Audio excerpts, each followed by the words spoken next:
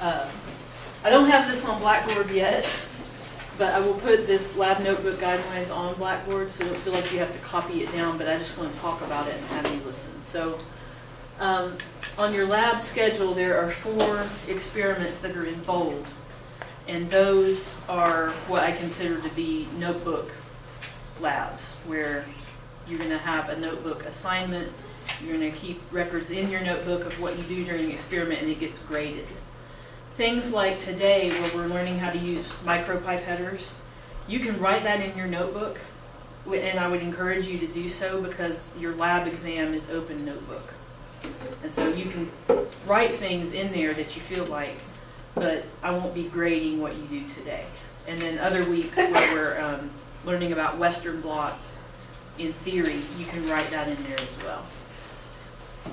You will be in lab groups for cell biology, and that is because materials are a little more expensive for cell, and it's better to have you do it in groups.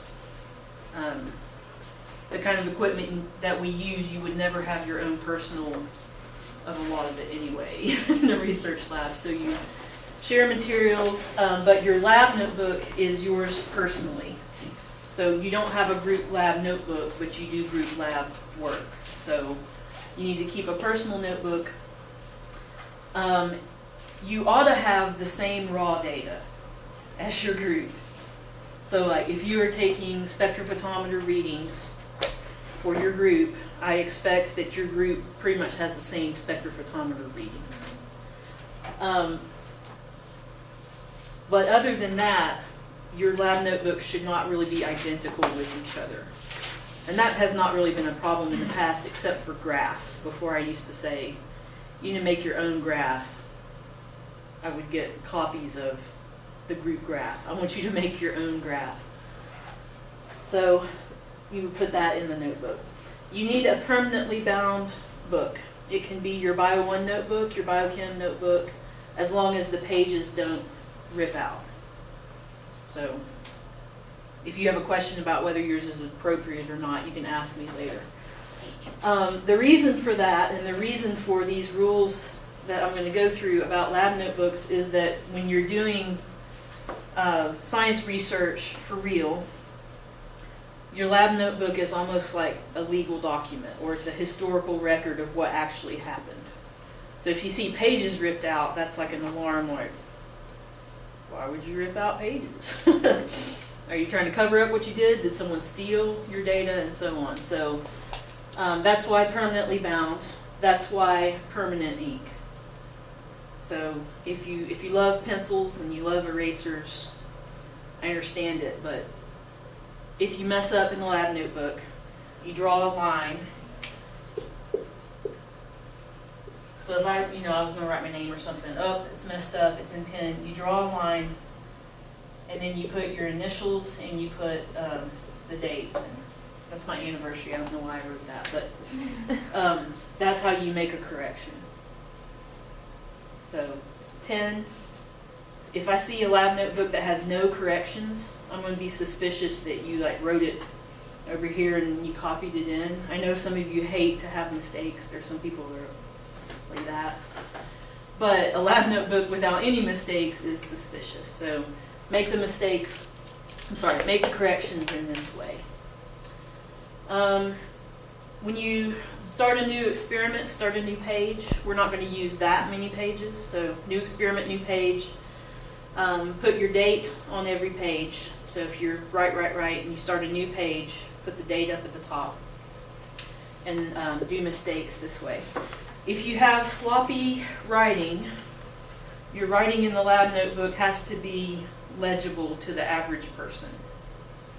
It doesn't mean that the average person has to be able to read it quickly, necessarily, but I've got to be able to read it. So I don't know what your all's writing is like yet, but if you are a scrawler, I got to be able to read it.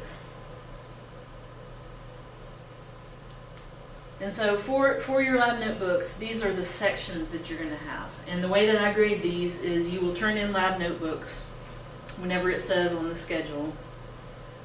And then I grade them This is not my favorite grading because it's slow and I have to read everything. I mean, I read everything that you grade on everything that you write. Lab notebooks are not fun to grade, but I have a rubric page, like a grade sheet page. And what I do is I'll get the pile of lab notebooks like that high, and I print out these grading pages, and I've got it there, and I'm checking off, did you do this, did you do this, did you do this? And if I have a specific comment, I'll write it in your lab notebook. But a lot of the grading is on the grade sheet and not in the notebook. And then I give them back, and you've got your grade sheet. So each exercise is 25 points, and together they add up to a test grade. You need a title, and it's fine to make the title that is listed in the lab schedule. But if you call it proteins, that's too vague. So a descriptive but short title. For the purpose, tell me, what are you trying to accomplish here? Why are we learning to do this? Let me think of the example. So if you were in a micro lab and the experiment that we're learning is gram staining, if you write here, the purpose of this lab is to learn how to do gram staining. Well, yeah, but why do I want you to learn how to do gram staining? So you would write something like, the purpose of this lab is to become proficient at gram staining so that we can classify bacteria into major structural groups or something like that. Doesn't have to be long, but why are we doing this? This next part has been the biggest problem for me through the years to get students to do this part well. And this is the experimental rationale. And by rationale, I mean, how does this work? How does this experiment work? Not why we're doing it. Not the steps of doing it, but how does it generally work? What's an experiment you remember? Let's like say osmosis from Bio 1. You're using gummy bear stuff, right? You remember that? What's an experiment from Bio 1 that you all do? You don't remember? Diffusion? Corn syrup? Yes.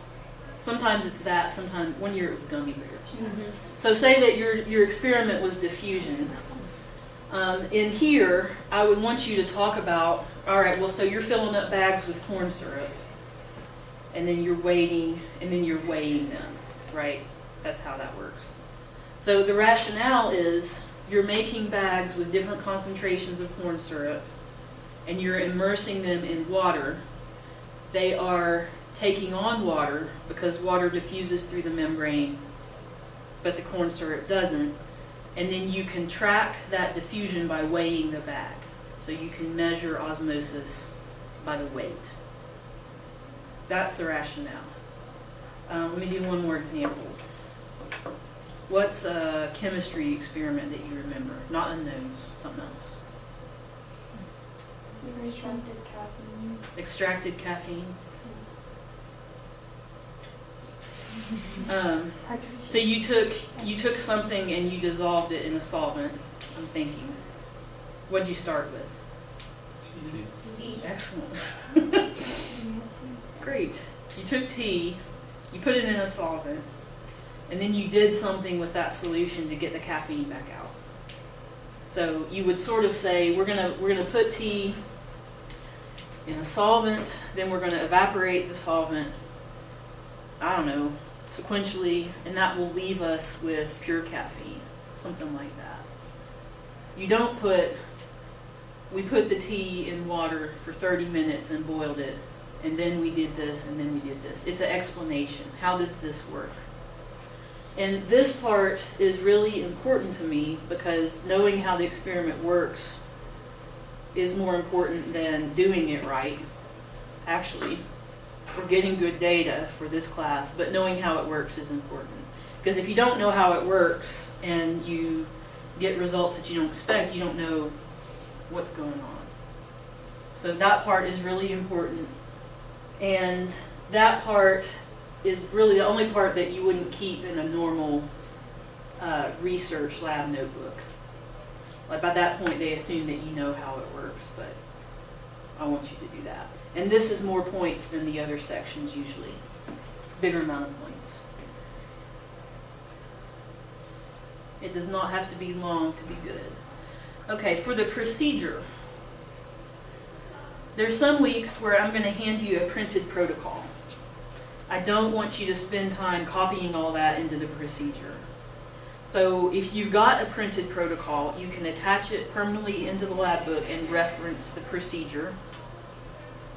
And then if you changed anything, you say, we followed the printed procedure with the exception of Sunny spilled the reagent in step 4 and then we didn't have enough. And that would be important to say. But you don't have to copy out procedure. That's a bad use of everybody's time. Your procedure does need to have enough info for someone else to do that experiment. So if you use the spectrophotometer, you need to know what wavelength it was on. If you're centrifuging something, you need to know how long it spun and what g-force, for example.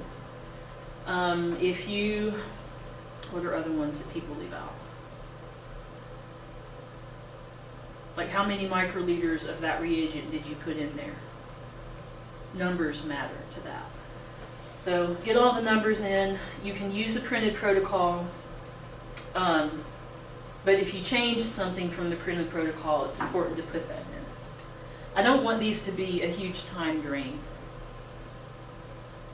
That's why I don't want you to copy stuff. It's better things you could do. Like write an experimental rationale. And then the results. The results are your data. So whatever numbers you're recording during the day. Is it an absorbance? That's your raw data. Sometimes it's going to be a picture. There's one week where we do this fairly simple lab and the data is a picture of tubes with colored liquids in it. It's a good experiment. It's easy to do, but the data is a picture.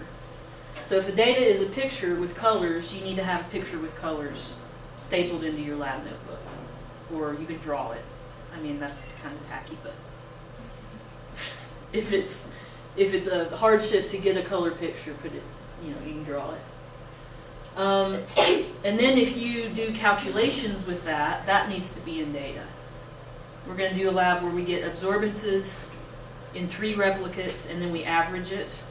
So that math needs to be in data. If you make a graph, the graph needs to be in data. And I'm picky about graphs having the appropriate labels.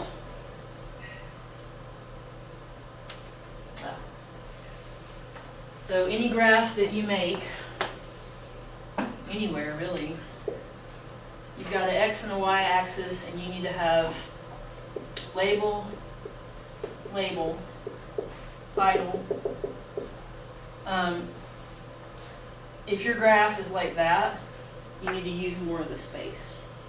Like use the whole space, make appropriate divisions on your axis numbers and so on. I really do. I like hand-drawn graphs. You can turn in a hand-drawn graph or you can turn in an Excel graph, either way. But you need to make your own. And on the lab exam, you're going to do a hand-drawn graph. Because that, I can tell then, do you know how to make a graph? So if it's been a while since you've done a hand-drawn graph, you might want to do some leading up to that.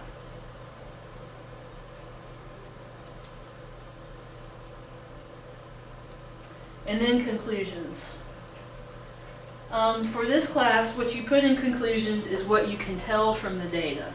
So the results are the data and any number manipulations you put them through in graphs. That's the results. Conclusions is what you say you learned from them. If your experiment just fails spectacularly, this is the only place where you're going to really have a problem. And then even then you don't. I don't grade very much on how well you did on the experiment. Like if you're off by a power of 10, it's probably maybe -2 out of 25. But in the conclusions, what can you tell from the data? It needs to be pretty brief. If something went wrong, talk about it. And if there was something you do differently next time, if you were going to do it again, which you're not, probably, in this class, what would you do differently? So when we do when you turn in your first lab notebook, it's an experiment next week. And as you're writing your lab notebook, please feel free to ask me if you're on the right track, if you don't know. I want you to have, when you come into lab on a notebook week, I want you to have the title done ahead of time and probably the purpose. The rationale, you probably need me to talk about it first. So we usually do pre-lab in here, and I will explain how the experiment generally works, and what I'm telling you is the rationale. But don't copy my jumpy, not enough words rationale that I draw on the board. Write your own in words. Mine will have pictures, which will be helpful. And then this other part, you do it as you go. You do it as you go. And you might need to, I did this when I was a student, but you don't do this. Don't write your results on a paper towel and then, I'll copy this in my notebook later. Let me tell you, that will go bad. I did it into my graduate work, and that's so bad. I have a nightmare of my advisor coming back and no one can understand your lab notebook. You didn't put anything in it for months. I didn't do that, but that's my nightmare. So to teach you better. So questions about notebooks? Today's not really a notebook day. You can write whatever you want in there. You can write the stuff I write on the board in there, and that will be helpful if you want to do that. But I will just grade your 4 lab entries. And in the past, most students lose points on this, or they're doing something weird with their graph, or if they're just way off on calculations or something. So you should take them seriously, but hopefully not really stress over them. And this year I know to space out the experiment, so I will grade them and get it back to you before you need it again. And your lab exam is open notebook. It's a good motivation to keep a good notebook. Okay. Will you push that, and then we'll start a new one for the next